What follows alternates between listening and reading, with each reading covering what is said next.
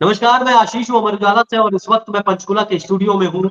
आज पंजाब की उस सबसे बड़ी खबर पर हम चर्चा करने जा रहे हैं जिसने बीते 24 घंटे के भीतर पंजाब के अलग-अलग हिस्सों में एक दहशत फैलाई है। दहशत है पंजाब के अलग-अलग हिस्सों में होने वाले हमलों की। हालाँकि पंजाब पुलिस उनमें से कुछ हमलों को ये कह कर के रफ़ा-दफ़ा कर रही है, ये सिर्फ़ अफ़वाह है, लेकिन उन अफ़वाहों के बीच में बीती रात 1 बजे पंजाब के पूर्व कैबिनेट मंत्री, भारतीय जनता पार्टी के बड़े नेता मनोरंजन कालिया के घर पर एक विस्फोट होता है। ये विस्फोट ग्रेनेड से किया जाता है, उसके बाद पंजाब के भीतर सियासत चरम पर पहुँच जाती है, खासतौर से भारतीय जनता पार्टी आम आदमी पार्टी पर हमलावर हो जाती है। आम आदमी पार्टी के बड़े नेता कैबिनेट मंत्री मनोरंजन कालिया के घर पे पहुँचते हैं और उसी के साथ शुरू हो जाती है पंजाब में एक वो सियासत जो बीते 10 महीनों से अलग-अलग हिस्सों में एक बड़े हमले खास तौर से पुलिस स्टेशंस, अलग-अलग जगहों पे नेताओं, लोगों के जब घरों पर या आम सड़कों पर किए जाने वाले धमाकों के साथ इस पूरे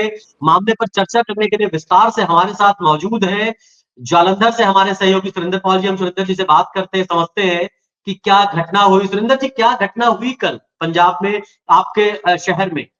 जी सर, ऐसा है कि यहाँ पे प्रदेश के पूर्व प्रधान मनोरंजन कालिया और जो भारतीय जनता पार्टी के विधायक दल के नेता रह चुके हैं, राष्ट्रीय एग्जीक्यूटिव के सदस्य भी हैं, उनके निवास जो है वो शहर के बीचों-बीच स्थित है, centre of the heart of the city में है, जिसको हम कह सकते हैं कि केंद्र बिंदु में है। उसके सामने उनकी कोठी के सामने बिल्कुल नगर निगम का कार्यालय है और 20 कदम की दूरी पे डिवीज़न नंबर 3 का थाना पुलिस स्टेशन है। और एक तरफ जो है लेफ्ट हैंड की तरफ जो सबसे बड़ी टायर मार्केट है वो है, यानी कहने का मतलब है ये सेंटर पॉइंट है जहाँ पे इनका घर है। और रात को 1 बजे के बाद करीब 1:05 और 1:10 के बीच में 1-2 जो है बाइक सवार एक रिक्शा ई-रिक्शा वाले को रोकते हैं और एक जो लड़का है वो ई-रिक्शा में बैठ जाता है, बाइक वाला आगे निकल जाता है और जो चलते हुए ई-रिक्शा से एक लड़का हैंड ग्रेनेड जो है वो मनोरंजन कालिया की कोठी में फेंकता है। उनकी कोठी की भौगोलिक स्थिति ये है कि बाहर एक बरामदा है जहाँ पे उनकी गाड़ी खड़ी होती है, गेट के अंदर एक गाड़ी खड़ी होती है, गाड़ी के आगे उनके सुरक्षा गार्ड जो हैं उनके लिए केबिन बना हुआ है। उसके बाद उनका पब्लिक से मिलने के लिए उन्होंने आउटडोर एक ऑफिस बना के रखा हुआ है जहाँ पे सोफे वगैरह लगे हुए हैं और उसके पीछे उनके बेडरूम्स हैं। यानी ये जो विस्फोट का ग्रेनेड फेंका गया ये उनकी गाड़ी जो बाहर बरामदे में खड़ी हुई है बिल्कुल उसके बगल में फेंका गया। उस विस्फोट से उनकी गाड़ी के शीशे टूटे और जो गार्ड का केबिन है जिसमें शीशे का एल्युमिनियम गार्ड लगा था वो भी उसका शीशा टूट गया और इसकी धमक की आवाज़ दूर तक सुनाई दी। और हालांकि वहाँ पे उन्होंने रात को मनोरंजन कालिया ने जब उनको पता नहीं चला कि ये विस्फोट था, उनको लगा कि ये ट्रांसफार्मर से कोई पटाखा लगा होगा, लेकिन उनके बगल में एक बहुत बड़ा ढाबा है जो रात को 12 बजे के करीब बंद होता है, जिसको पुराना नाम से विजय ढाबा कहते हैं। वहाँ पे तमाम मंत्री संतरी खाना खाने आते रहे हैं, अब उसका नाम न्यू विजय ढाबा है। तो वहाँ से जो उसके कर्मचारी थे आवाज़ सुन के वो ढाबे वाले वो बाहर आए। वहाँ का उनका जो सिक्योरिटी ऑफिसर था निशान सिंह, उनको बताया कि यहाँ पे आवाज़ सुनी गई है, बहुत ज़ोर से धमाका हुआ है। निशान सिंह ने भी देखा कि वहाँ पे शीशा टूटा पड़ा है, तो फिर वहाँ से पुलिस को फ़ोन किए गए, एसीपी को फ़ोन किया गया, कमिश्नर को फ़ोन किया गया, लेकिन वो नॉट रिस्पॉन्डिंग था। जो मनोरंजन कालिया अपनी तरफ से कह रहे हैं कि मैंने कॉल्स की हैं। उसके बाद उन्होंने अपने सिक्योरिटी ऑफिसर निशान सिंह को बोला कि सामने पुलिस थाना है, 20 कदम 25 कदम की दूरी पे पुलिस थाना है। वो पैदल गया और वहाँ पे उसने कंप्लेंट करी, जिसके बाद फॉरेंसिक टीमें आई और डीसीपी इन्वेस्टिगेशन जो मनप्रीत सिंह ढिल्लों आए। फिर उसके बाद 4 बजे डीजीपी गौरव यादव ने भी मनोरंजन कालिया से बात करी। उसके बाद जो है commissioner of police Dhanpreet Kaur है वो कहीं बाहर थी, वो भी वापस लौटी और उन्होंने 5 बजे वो भी मनोरंजन कालिया की रेजिडेंस पे गई। अब उन्होंने तमाम तरह के वहाँ से फॉरेंसिक सबूत जुटाए हैं और उसको अब जो लेबॉर्ट्री में भेज दिया, सीसीटीवी को चेक किया जा रहा है, क्योंकि लड़के और ऑटो रिक्शा जो है ई रिक्शा इस हमले के बाद दोनों अलग अलग दिशाओं की तरफ गए हैं। हालांकि ई रिक्शा वाले की शमूलियत थी या उसको ऐसे करके बैठे बीच में, हो सकता है चलते फेंक दिया हो।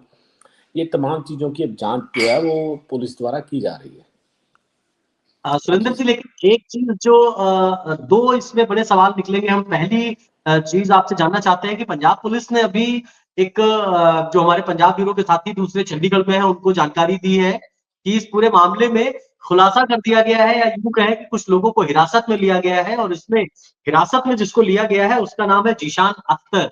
ज़ीशान अख्तर के बारे में कहा जाता है ये बाबा सिद्दीकी मर्डर में वांटेड है।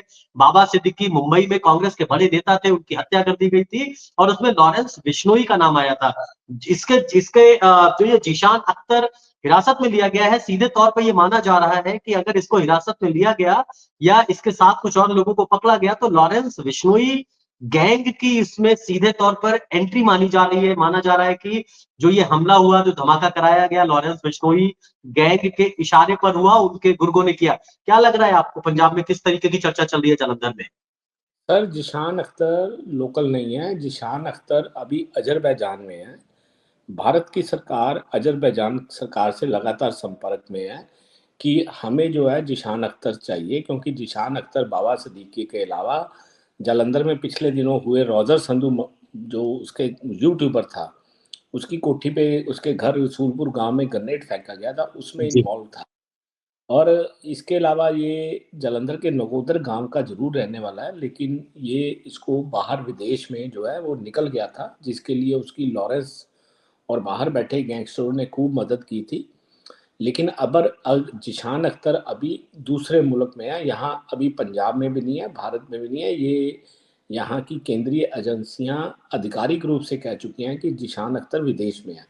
हो सकता है सर यहाँ उसकी नहीं। विदेश अरेस्ट हुई हो, लेकिन इस केस में पुलिस ने कुछ लोगों को उठाया है जो पिम्स जी। हॉस्पिटल के अगल बगल में रहते हैं। कुछ को उठाया है भार्गो कैंप से, क्योंकि इनकी बाइक जब निकली है, बाइक की पुलिस ने सीसीटीवी चौराहों पे तो बहुत बड़े हाई मेगा पिक्सल के लगे हैं, उसके जरिए उनकी फॉलो करते करते पुलिस उनके घरों तक, उनके अगल बगल पहुंच चुकी है। जो मेरी okay. DCP investigation, deputy commissioner और पुलिस इन्वेस्टिगेशन है मनप्रीत ढिल्लों, उनसे विस्तार से बात हुई है। वो कहते हैं कि हमने सीसीटीवी का पूरा रूट जो है वो ट्रैक कर लिया है, और ट्रैक करके हम उनके अगल बगल पहुंच चुके हैं। हम लोगों ने 6 से 8 लोगों को हिरासत में लिया है। अभी हम देख रहे हैं भाई इनकी इन्वॉल्वमेंट कितनी है, ये लोग इन्वॉल्व थे, मुख्य आरोपी कौन था। यानी लगभग पुलिस जो है मंजिल के पास है, और क्रैकडाउन किसी भी समय इसको आधिकारिक रूप से इसकी घोषणा की जा सकती है कि ये लोग पकड़े गए हैं।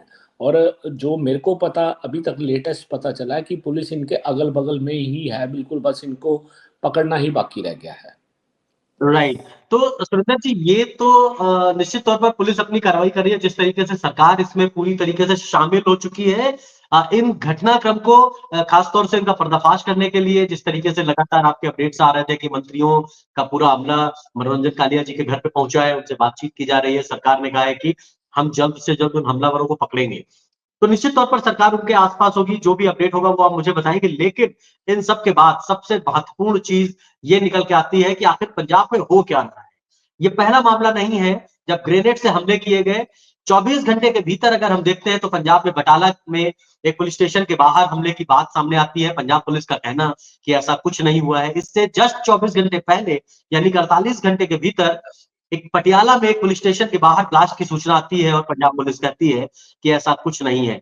अगर हम पिछले 6 से 8 महीनों की मुकम्मल रिपोर्ट तैयार करें तो हम पाते हैं कि पंजाब के अलग-अलग जगहों पर लगातार विस्फोट हो रहे हैं, लगातार हमले किए जा रहे हैं, कभी रॉकेट लॉन्चर से, कभी ग्रेनेड से। पुलिस ने भी इस बात को माना, इस चीज़ को पुलिस ने बेहतर तरीके से तफ्तीश की और कई लोगों को हिरासत में लिया। अगर आपको पता हो, उत्तर प्रदेश के पीलीभीत इलाके में इस तरीके का एक एनकाउंटर किया गया और ये कहा गया कि अमृतसर के इलाके में जो ब्लास्ट किए गए थे, ये इसमें शामिल थे।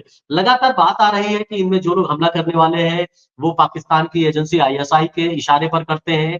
कुछ लोग ऐसे हैं जो इंट्राइस्टो एलिमेंट से, चाहे बब्बर खालसा से जुड़े हुए लोग हों या पंजाब के दूसरे वो लोग जो कि अपने खालिस्तान के एजेंडे को आगे बढ़ा रहे हैं, उस तरीके से बहुत हार्डलाइनर हो, वो इसमें इन्वॉल्व पुलिस का मानना है वो इसमें इन्वॉल्व होते हैं। क्या आपको क्या लग रहा है, आखिर क्या वजह है कि पंजाब में अचानक ये सारी तस्वीरें बदलने लगती हैं? पंजाब में ऐसा क्या हो रहा है कि पुलिस स्टेशंस के बाहर हमले हो रहे हैं, नेताओं के घरों पे हमले हो रहे हैं, वो भी ग्रेनेड से? क्या लग रहा है आपको सुरेंद्र पाल जी? सर, एक्चुअल में ये सबसे बड़ी बात है कि पंजाब की जो सीमा है वो 553 किलोमीटर पाकिस्तान से सटी हुई है। और ये जितने ग्रेनेड फेंके जा रहे हैं, ये सब पाकिस्तान से ड्रोन के जरिए यहाँ पे पहुंचे हैं, और पंजाब की बॉर्डर सीमा का ही इस पे इस्तेमाल किया गया है। और क्योंकि पंजाब में धार्मिक भावनाओं को किसी तरीके से भड़काकर धर्मों की लड़ाई की आपसी कोशिश जो है पाकिस्तान की इंटेलिजेंस सर्विसेज द्वारा लगातार की जा रही है। पीछे देखा आपने मंदिर में ग्रेनेड फेंका गया, वो एक तरह से वो था कि ग्रेनेड फेंक के हिंदू धर्म को उकसाना। इसके बाद गुरपतवंत सिंह पन्नू जो सिख फॉर जस्टिस के अमेरिका से हैं, उन्होंने बाबा साहब की अम्बेडकर की प्रतिमा के ऊपर जो है वो उसकी बेअदबी करी। उसका उसका मकसद था कि जितना पंजाब की 37% दलित आबादी है इसको उकसाया जाए सिखों के खिलाफ। हालांकि जितने ये रविदास कम्युनिटी के लोग हैं या भगत भगत पंथी लोग हैं, इनकी वाणी श्री गुरु लग रहा ग्रंथ है कि साहब में दर्ज नेटवर्क है का और कुछ इशू है जी। इनका सिखों के साथ काफी जो है वो आपसी गुरु साहबान के समय से, पहले गुरु के साहबान से समय से रविदास बिरादरी का और भगत बिरादरी का सुमेल चला आ रहा है। श्री गुरु ग्रंथ साहब की इनकी वाणियां दर्ज है। लेकिन ये गुरु पतवंत सिंह पन्नू और पाकिस्तान की साजिश है कि यहाँ की 37% जो दलित आबादी है उसको किसी तरीके से भड़काया जाए और यहाँ पे सिखों के खिलाफ खड़ा जाए। फिर अब ये कोशिश की जा रही है कि यहाँ पे हिंदुओं को टारगेट किया जाए, क्योंकि मनोरंजन कालिया एक हिंदू तब के लीडर माने जाते हैं। उनकी जो है वो उनकी छवि जो है एक दमदार हिंदू नेता के रूप में है और भारतीय जनता पार्टी का वो प्रतिनिधित्व करते हैं। उनको टारगेट किया गया। 4-5 आपको देखा होगा आपने पहले कि यहाँ पे ब्रिगेडियर गगनेजा जो आरएसएस के चीफ थे उनको टारगेट करके मारा गया, गोलियां मारी गई। वो टारगेटिंग किलिंग आज से 7-8 साल पहले हिंदुओं को बहुत पंजाब में बड़े लीडरों को चुन चुन के आरएसएस के लीडरों को मारा गया। उस समय भी सिखों और हिंदुओं में बहुत तनाव हुआ था। वही सिमिलर कोशिश जो है अब दोबारा शुरू की गई है कि किसी तरीके से रविदास कम्युनिटी को भड़काया जाए, वाल्मीकि कम्युनिटी को भड़काया जाए, बाबा साहब की बेअदबियां की जाए। अब जो है हिंदुओं को जो है टारगेट किया जाए, इनको इनमें सिखों और हिंदुओं में डाला जाए। इसका जितना पंजाब डिस्टर्ब होता है उतना बॉर्डर स्टेट होने के कारण वहां से घुसपैठ के अलावा हथियार, ड्रोन और ये वो लोग बहुत आते हैं, क्योंकि यहाँ का नौजवान जो वो है वो इन हाथों में जल्दी खेल जाता है। किसी को विदेश जाने का लालच देते हैं, किसी को पैसा जी जी। देते हैं। आज देखिए जितने ग्रेनेड फेंके गए उस सब में नए चेहरे थे और किसी को 50,000 दिया गया, किसी को लाख दिया गया, किसी को 2 लाख दिया और इनमें गया। से खास बात ये है कि जो पकड़े जा रहे हैं उनमें से किसी की भी बहुत बड़ी क्रिमिनल हिस्ट्री नहीं निकल के सामने आ रही है। बिल्कुल, ये लोग जो हैं वो प्ले करते हैं। उनको पता है कि पंजाब में बेरोजगारी ज़्यादा है। पंजाब में जो है बॉर्डर बेल्ट की तरफ तो बहुत ज़्यादा बेरोजगारी है। वहाँ पे किसान, वहाँ ना इंडस्ट्री है ना कुछ है। तो ऐसे में चंद तो रुपयों के लिए, जी कुछ रुपए बताइए। उनको जी। उकसाया जाता है, धर्म के नाम पे उकसाया जाता है। और ये जब ये डिस्टर्ब होते हैं तो पाकिस्तान की खुफिया एजेंसी आईएसआई को मौका मिलता है पंजाब में एंटर वो करने का, इनको पंजाब इस्तेमाल से करती हालात हैं और आगे बिगड़ने इस का। तरीके के हमले कराती हैं। मैं सिर्फ एक चीज़ जानना चाहता हूँ, जी। आपकी इस पूरे मामले में लगातार पंजाब पुलिस के अधिकारियों से बात हो रही है, जो पुराने मामले रहे उनमें भी आपके अधिकारियों से बात हो रही है। क्या कुछ कॉन्क्रीट निकल सकता है, नहीं निकल सकता है? क्या है इस पे इनका इनका अपना पूरा कोई रोड मैप तैयार है या नहीं है? खासतौर से बॉर्डर बेल्ट की जब हम बात करते हैं वहां से लगातार ये ग्रेनेड आते हैं, जितने भी ग्रेनेड है इनमें कोई भी जितने भी ग्रेनेड है मैक्सिमम ग्रेनेड या तो made in Pakistan, made in China या दूसरी अलग-अलग मुल्कों से आते हैं। तो इनका अपना क्या रोड मैप है? आखिर कैसे इसको कंट्रोल किया जाएगा? बिकॉज़ अभी जो सिचुएशन है उससे तो हालात बिगड़ते हुए दिख रहे हैं। बेसिक सर ये है कि सबसे बड़ी बात है कि जब तक एंटी ड्रोन सिस्टम हमारे यहाँ पे सीमा पे हार्ड एंड लाइन नहीं होता, जहाँ पे सख्ती से लागू नहीं होता, तब तक ये बड़ा मुश्किल हो जाता है। क्योंकि ड्रोन को उतारते हैं आजकल जो बॉर्डर पे है वहाँ से पाकिस्तानी सिम भी ऑपरेट करते हैं। इनको इंटेलिजेंस सर्विसेज भारत की कैच नहीं कर सकती, क्योंकि सिम भी पाकिस्तान के यूज़ होते हैं। वहाँ पे नेटवर्क आता है कई गाँवों में, हमारे चले जाएँ पंजाब के सीमावर्ती गाँवों में, वहाँ पाकिस्तान के टॉवर्स कैच करते हैं। अच्छा, दूसरी सबसे बड़ी बात है कि इन्होंने जो मॉडस ऑपरेंडी अपनाई हुई है वो अब ये है कि यहाँ पे ये चैन को ब्रेक करते हैं। हैंड ग्रेनेड वहां से भेजने वाला कोई और है, वहां से जब ड्रोन के सरिये उतरेगा उसको उठाने वाला कोई और है, उठा के वो छुपा देगा। मान लीजिए कह दिया कि मैं खरड़ के पास इस पेड़ के नीचे छुपा दिया, वहां से लोकेशन डाल देगा पाकिस्तान की। वो आगे लोकेशन किसको भेजेंगे उठाने के लिए कुछ नहीं पता। जो उठाएगा वो आगे कहाँ तक पहुंचा के छोड़ेगा वो अपनी लोकेशन पाकिस्तान में डालेगा। अब जैसे ना पीछे नवा शहर में जो ब्लास्ट हुआ चौकी के बाहर, मैंने उसकी बारीकी से इन्वेस्टिगेशन पढ़ी। वो जालंधर में एक गांव के पास पेड़ के नीचे से एक उठाने वाला शख्स था। वो उसको बताया गया, तुम्हें किसने बताया? था मेरे को वहां से लोकेशन बाहर से भेजी गई थी। तो इसका मतलब ये था कि वहाँ पे रखने वाला कोई और था, रखने वाले तक भी पुलिस पहुँच गई मोबाइल टावर के ज़रिए। उसको यही नहीं पता था कि मैं जो अमृतसर के जब खेतों से उठा के लाया हूँ, वहाँ पे किसने रखा था। वहाँ पे आजकल गूगल लोकेशन भेजी जा रही है और वहाँ से चेन ब्रेक हो जाती है। मान लीजिए पहले 4 पकड़े जाएँ, तो अगले 4 नहीं पकड़े जा सकते, उससे अगले 4 नहीं पकड़े जा सकते, तो मास्टरमाइंड तक पहुँचना बहुत मुश्किल है। तो ये बड़े ये नाम नेटवर्क के साथ चेन बना करके इस पूरी व्यवस्था को खासतौर से जो उनका अपना एक हमारे जो देश हमारे खासतौर से पंजाब के भीतर जिस तरीके से माहौल को खराब करने की कोशिश की जा रही है, वो पूरी तरीके से चेन बनाई जा रही है और उसमें फेंकने वाला कोई है, उठाने वाला कोई है, पहुँचाने वाला कोई है और उसके बाद जो आगे को अंजाम दिया जाता है, वो करने वाला कोई है। पंजाब पुलिस इस पर क्या कर रही है? आज आप अभी कुछ पंजाब पुलिस की शायद प्रेस कॉन्फ्रेंस थी या पंजाब पुलिस के अधिकारियों से आपकी मुलाकात हुई, क्या कुछ बताया उन्होंने इस पूरे मामले में? पंजाब पुलिस की सर ये है कि पंजाब पुलिस अपनी तरफ से यही संभव प्रयास कर रही है कि किसी तरीके जो है जो घटनाएं होती हैं उनके आरोपियों तक पहुंचा जाए, पकड़ा जाए, मुख्य आरोपी तक पकड़ा जाए। लेकिन ये है कि मुख्य आरोपी अब बार बार अलग अलग आ रहे हैं। जैसे अब एक फौजी का नाम आ गया, फौजी के बाद हैप्पी पासिया का आ गया। ऐसे जो आगे पाकिस्तान में लिंक्ड हैं, फिर आगे पाकिस्तान से लॉरेंस के साथ लिंक्ड हैं। ये नाम जो है विदेशों में बैठे, कोई अनमोल बिश्नोई के साथ लिंक्ड है, कोई गोल्डी बराड़ के साथ लिंक है। ये इतने नाम बदल बदल गए क्योंकि आगे जाके पंजाब पुलिस की जांच जो है वो विदेशों में नहीं हो सकती है, उसके लिए सीबीआई की जुडिक्शन शुरू हो जाती है। तो वहां इनकी आके जांच रुक जाती है, फिर ये एनआई केस को एनआईए हैंडल करना पड़ता है एनआईए को, क्योंकि एक दायरे के बाद अगर मान लीजिए फॉरेन बिल्कुल, नंबर इनका दायरा एक जगह के बाद खत्म हो जाता है, इसलिए कंक्रीट जो जहाँ पर जिसको कॉलर पकड़ना चाहिए, वहाँ पर पंजाब पुलिस नहीं पकड़ पाती। लेकिन एक चीज़ तो ज़रूर है, पंजाब पुलिस उस मामले को बिल्कुल फ्लैश करती है कि इस पूरे मामले में लगातार गौरव यादव जो डीजीपी है पंजाब के, वो भी प्रेस कॉन्फ्रेंस के माध्यम से और लगातार अलग-अलग जगहों पर कह चुके हैं कि ऐसे पूरे मामले में आईएसआई ही पंजाब का माहौल, हमारे प्रदेश बिल्कुल। का माहौल भाईचारे में दखल देती है और उसको बिगाड़ने की कोशिश करती है। तो मुझे लगता है कि सुरेंद्र जी आज जो इस खासतौर से मनोरंजन कालिया की जो हम लोगों ने बात की थी, मनोरंजन कालिया को लेकर के आज प्रेस कॉन्फ्रेंस भी हुई है। क्या हुआ है उस प्रेस कॉन्फ्रेंस में? क्या बताया गया? सर रवनीत बिट्टू थे उस प्रेस कॉन्फ्रेंस में, और जो केंद्रीय राज्य मंत्री हैं रेलवे के भारत सरकार में वो थे। उसके अलावा सुनील जाखड़ थे और मनोरंजन कालिया खुद थे। तो सुनील जाखड़ ने स्पष्ट तौर पे कहा है कि ये पंजाब को एक बिगाड़ने की साजिश है। पंजाब की पुलिस का फेलियर है, यहाँ के डीजीपी और यहाँ पे सीएम को रिजाइन करना चाहिए। यहाँ की जो पंजाब की इंटेलिजेंस है उसका इस्तेमाल सिर्फ लीडरों की जासूसी के लिए किया जा रहा है, उसका उचित उपयोग जहाँ पे होना चाहिए वो नहीं हो रहा है। जबकि रवनीत बिट्टू ने सटीक तौर पे कहा है कि ये एक हिंदुओं को थ्रेट और डराने की कोशिश है। वह अमित शाह जी से इस विषय में जाके मुलाकात करेंगे और जितने पंजाब भाजपा के लीडर हैं उनकी सुरक्षा जो है वो यकीनी बनाई जाएगी, क्योंकि यहाँ की पुलिस जो है वो खुद स्टेबल नहीं है।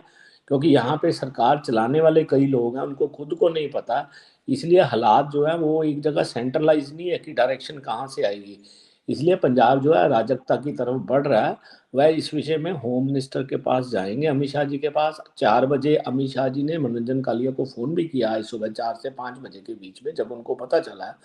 उन्होंने कहा है कि अब भारत सरकार और केंद्रीय बीजेपी जो है वो मनोरंजन कालिया के साथ डट के खड़ी है और इस मामले में किसी को भी बख्शा नहीं जाएगा। इससे यहाँ की तो लीडरशिप का हौसला बढ़ा जी, है कि उनके पीछे केंद्रीय गृह मंत्री अमित शाह जी जैसी ताकत खड़ी है मजबूती से। तो उनके चेहरे पे जो दहशत की लकीरें थी वो काफ़ी फीकी पड़ी हैं सुबह के बाद, जैसे अमित शाह के फ़ोन आए हुए उसके बाद उनके चेहरों में ताकत थी, दिख रही थी। रवनीत बिट्टू में जोश दिख रहा था कि हम लोग ऐसी बातों को स्पेयर नहीं करेंगे, मैं गवर्नर से भी मुलाकात करूंगा, केंद्रीय मंत्री से भी।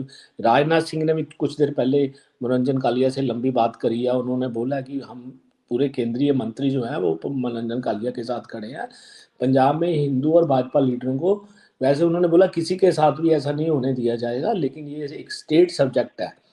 यहाँ की पुलिस ने जी, आतंकवाद को खत्म किया है इसलिए सक्षम है, लेकिन अगर जरूरत पड़ी तो केंद्र सरकार।